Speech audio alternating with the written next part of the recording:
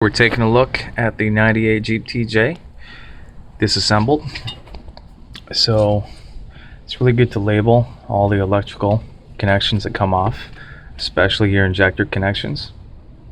If you get those screwed up, you're going to be in a lot of trouble. So make sure you take the time to label those. To start off, really the big things, everything is pretty well simple and straightforward as far as taking things off, like your throttle body. The big issues is, of course, the fuel rail that I took off. I went for taking the clips off the injectors and pulling it out that way, and relieving the pressure via the valve.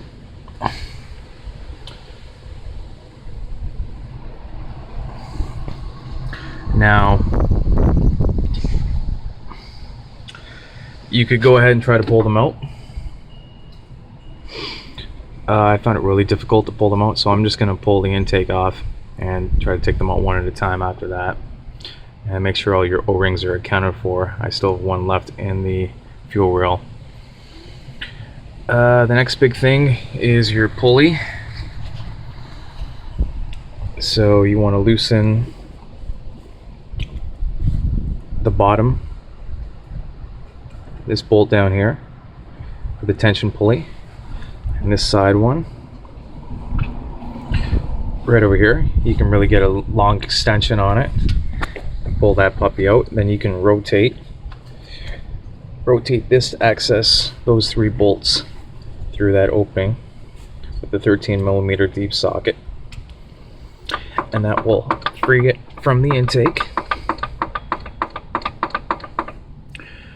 And that's your first big step. Once you get to there, then you have to tackle the studs and the bolts. Those are the big ones. I mean, more is better, so the largest bar possible to get really good torque. You're gonna have less of a chance of snapping any of those bolts or nuts. And that's basically it for stage one. As long as those nuts come clear, you're good. There's also a line at the bottom. I would definitely get a flex handle ratchet. It's a 10mm. There's two nuts behind there that you have to free. Use a 10mm flex handle ratchet, basically like that, underneath, and you can. That's about the only thing I could find to get under there. And so far so good. So that is basically stage one.